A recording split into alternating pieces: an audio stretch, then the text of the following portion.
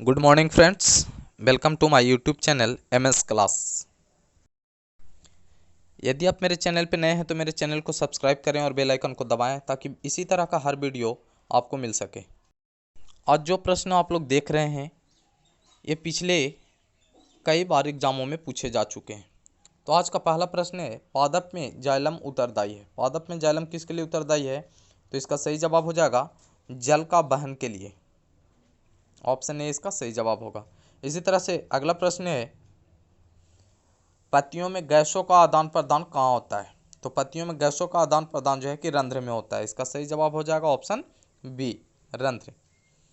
अगला प्रश्न है, स्लाइड को सर्वप्रथम कंपाउंड माइक्रोस्कोप से देखा जाता है 10x पे। कितना पर? 10x पर। अगला प्रश्न है, रक्त का कौन से अवयव घायल स्थान से रक्त स्राव के मार्ग को रक्त का थक्का बनाकर अवरुद्ध करता है? तो इसका सही जवाब हो जाएगा प्लेटलेट्स। प्लेटलेट्स यानी ऑप्शन बी सी इसका सही जवाब हो जाएगा, प्लेटलेट्स। इसी तरह से अगला प्रश्न है, हृदय से रक्त को संपूर्ण शरीर में पंप किया जाता है किसके द्वारा? तो हृदय से रक्त को संपूर्ण शरीर में पंप किया जाता है किसके द्वारा? तो नीले के द्वारा, यानी इसका सही जवाब हो जाएगा ऑप्शन बी। अगला प्रश्न, ईसीजी का पूरा नाम क्या है? यानी ईसीजी का फुल फॉर्म क्या है? तो ईसीजी का फुल फॉर्म है इलेक्ट्रोकार्डियोग्राफ। इसका सही जवाब हो जाएगा ऑप्शन बी। नेक्स्ट प्रश्न है, मैग्नीशियम पाया जाता है, मैग्नीशियम किस में पाया जाता है? यहाँ पे चार ऑप्शन दिया गया, क्लोरोफिल में, लाल रक्त कण में, बर्नी लवक में, श्वेत रक्त कण में। यानी इसका सही जवाब हो जाएगा क्या? तो मैग्नीशियम जो है इसका सही जवाब हो जाएगा क्लोरोफिल में। मैग्नीशियम किस में पाया जाता है? तो क्लोरोफिल में, यानी ऑप्शन ए इसका सही जवाब होगा।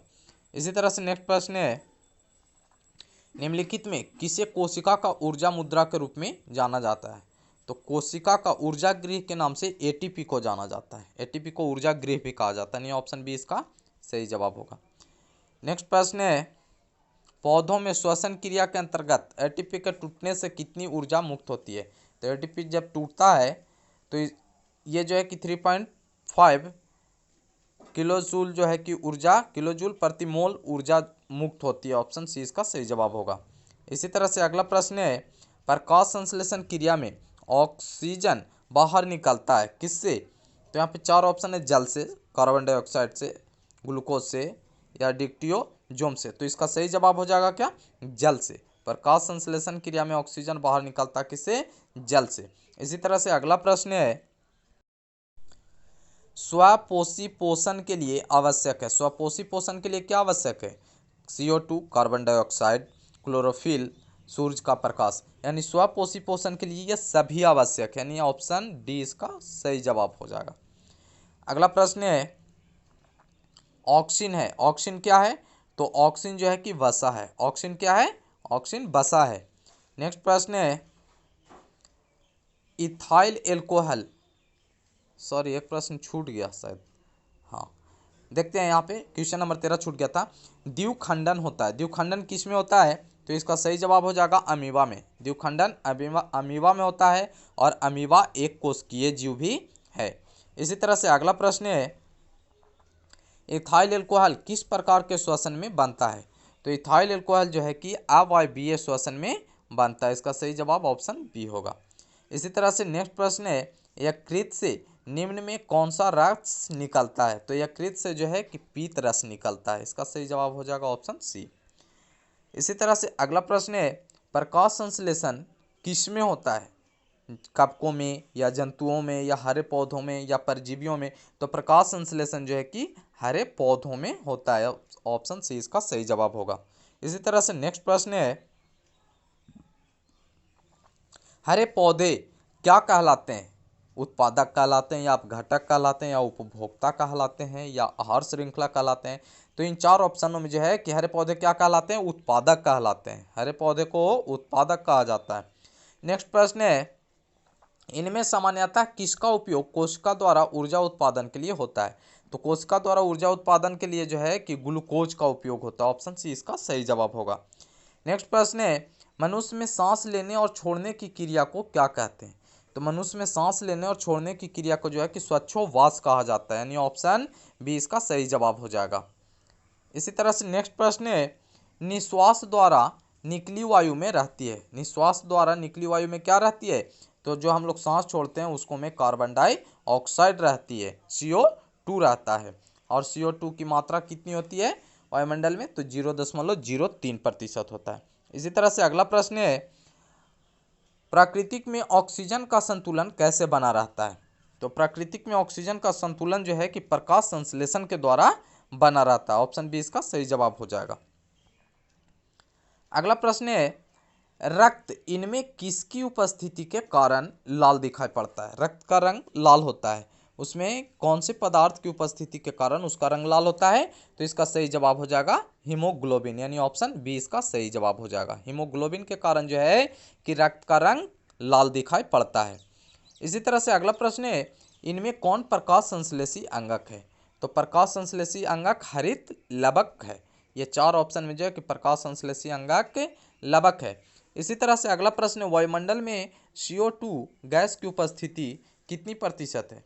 तो इसका सही जवाब हो जाएगा 0.03%। यहाँ पे मिस्टेक हो गया, CO2 कार्बन डाइऑक्साइड होता है। इसी तरह से अगला प्रश्न है, ग्राहनी भाग है। ग्राहनी किसका भाग है? तो ग्राहनी जो है कि छोटी आंत का भाग है। इसका सही जवाब ऑप्शन सी है, ग्राहनी छोटी आंत का भाग है।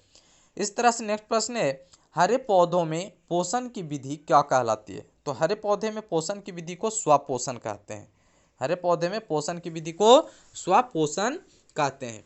अगला प्रश्न है, अमीबा है। अमीबा क्या है? तो अमीबा एक कोशिकीय जीव भी है। तो इस ऑप्शन के अनुसार जो है कि अमीबा जो है कि प्राणी समभोजी है। अमीबा क्या है? प्राणी समभोजी। ऑप्शन सी इसका सही जवाब है। इसी तरह से अगला प्रश्न है, लार में कौन सा एंजाइम पाया जाता है? लार में जो है कि टाइलिन पाया जाता है, टाइलिन नामक एंजाइम पाया जाता है। लेकिन यहाँ पे ऑप्शन दिया माल्टोज, इरेप्सिन, एमाइलेज और लाइपेन। तो इसके अनुसार जो है कि लार में क्या पाया जाता है? तो लार में जो है कि इमाइलेज पाया जाता है। इस तरह से नेक्स्ट प्रश्न है, वसा का पाचन किसके द्वारा होता है? तो वसा का पाचन जो है कि लाइपेज के द्वारा होता है। ऑप्शन डी इसका सही जवाब होगा। इसी तरह से अगला प्रश्न है, मनुष्य में पाचन क्रिया कहाँ आरंभ होती है? पाचन का क्रिया जो है कि मुख से ही आरंभ हो जाती है। पाचन का क्रिया मुख से ही आरंभ हो जाती है।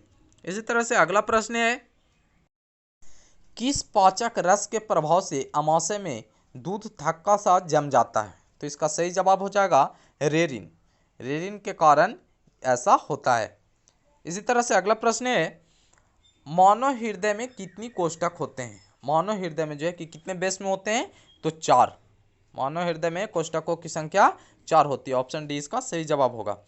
इसी तरह से नेक्स्ट प्रश्न है, मानव हृदय का औसत प्रकुंचन दाब लगभग कितना होता है? तो मानव हृदय का औसत प्रकुंचन दाब जो है कि 120 mmHg होता है। एक स्वस्थ मनुष्य के लिए जो है कि ब्लड प्रेशर यानी BP जो है 120/80 होता है। इसी तरह से नेक्स्ट प्रश्न है, पौधों में वाष्पोत्सर्जन किस भाग में होता है? तो पौधों में वाष्पोत्सर्जन की क्रिया जो है कि पत्ती में होता है। इसका सही जवाब हो जाएगा ऑप्शन सी। इसी तरह से नेक्स्ट प्रश्न है, मनुष्य का हृदय प्रति मिनट कितनी बार धड़कता है? तो मनुष्य का हृदय जो है कि 1 मिनट में लगभग 72 बार धड़कता है। इसका सही जवाब हो जाएगा ऑप्शन बी। नेक्स्ट प्रश्न है, मस्तिष्क उत्तरदायी है। मस्तिष्क किसके लिए उत्तरदायी है? सोचने के लिए, हृदय स्पंदन के लिए, शरीर का संतुलन बनाए रखने के लिए। यानी इसका सही जवाब हो जाएगा इनमें सभी, यानी इस सभी चीज के लिए जो है कि मस्तिष्क उत्तरदायी होता है। ऑप्शन डी इसका सही जवाब होगा। अगला प्रश्न है, मनुष्य में रुधिर क्षमता है। मनुष्य में रुधिर किस में क्षमता है? तो फेफड़ा में या बोमेन संपुट में, कुंडलित नलिका में या मूत्र वाहिनी में। तो मनुष्य में रुधिर जो है कि क्षमता है बोमेन संपुट में। इसका सही जवाब हो जाएगा ऑप्शन बी। नेक्स्ट प्रश्न है, प्रत्येक गुर्दे में कितने नेफ्रॉन होते हैं? तो प्रत्येक गुर्दा में जो है लगभग 1,30,000 नेफ्रॉन होता है। अगला प्रश्न है, पादप अपशिष्ट संचित रहते हैं। पादप अपशिष्ट किस में संचित रहते हैं? तो पत्तियां में भी, छाल में भी, कोशिकीय रिक्तिकाओं में भी। इसका सही जवाब हो जाएगा ऑप्शन डी, इनमें सभी। अगला प्रश्न है, मनुष्य में कौन उत्सर्जी अंग नहीं है? फेफड़ा, यकृत, अग्न्याशय, वृक्क। उत्सर्जी अंग कौन नहीं है? तो अग्न्याशय। अग्न्याशय जो है उत्सर्जी अंग नहीं है। बाद बाकी फेफड़ा भी उत्सर्जी अंग है, यकृत भी उत्सर्जी अंग है और वृक्क भी उत्सर्जी अंग है। यानी उत्सर्जी अंग आपका कौन नहीं है? तो अग्न्याशय। इसी तरह से अगला प्रश्न है, डायलिसिस मशीन द्वारा रक्त के शुद्धिकरण की प्रक्रिया क्या कहलाती है? तो रक्त के शुद्धिकरण प्रक्रिया को हीमोडायलिसिस कहा जाता है। इसका सही जवाब हो जाएगा ऑप्शन ए, हीमोडायलिसिस। इसी तरह से नेक्स्ट प्रश्न है, सामान्यतः ग्लोमेरुलर फिल्ट्रेट में निम्नांकित में कौन उपस्थित नहीं होता है? तो इसका सही जवाब हो जाएगा एल्ब्यूमिन। एल्ब्यूमिन जो है कि उपस्थित नहीं होता। ऑप्शन डी इसका सही जवाब होगा। नेक्स्ट प्रश्न है, जीवों के शरीर में उपापचयी क्रियाओं के फलस्वरूप उत्पन्न अपशिष्ट पदार्थों का निष्कासन क्या कहलाता है? तो इसका सही जवाब हो जाएगा उत्सर्जन। यानी ऑप्शन बी इसका सही जवाब हो जाएगा। इसी तरह से नेक्स्ट प्रश्न है, वृक्क की भीतरी नतोदर सतह जहां से वृक्क धमनी वृक्क में प्रवेश करती है तथा वृक्क शिरा बाहर निकलती है, उसे क्या कहते हैं? तो इसका सही जवाब हो जाएगा हाइलम। उसे हाइलम कहा जाता है। इसी तरह से नेक्स्ट प्रश्न है, निम्नलिखित में कौन प्रोटीन एवं एमिनो अम्ल के विखंडन से बनता है? तो प्रोटीन और एमिनो अम्ल के विखंडन से जो है कि क्या बनता है? यूरिक अम्ल भी बनता है, अमोनिया भी बनता है और यूरिया भी बनता है। इसका सही जवाब हो जाएगा इनमें सभी। यानी ये सभी जो है कि प्रोटीन एवं एमिनो अम्ल के विखंडन से बनता है। अगला प्रश्न है, यूरिया रक्त में कहाँ से प्रवेश करती है? यूरिया रक्त में कहाँ से प्रवेश करती है? इसका सही जवाब हो जाएगा यकृत से। यूरिया जो है रक्त में यकृत से प्रवेश करती है। ऑप्शन बी इसका सही जवाब होगा।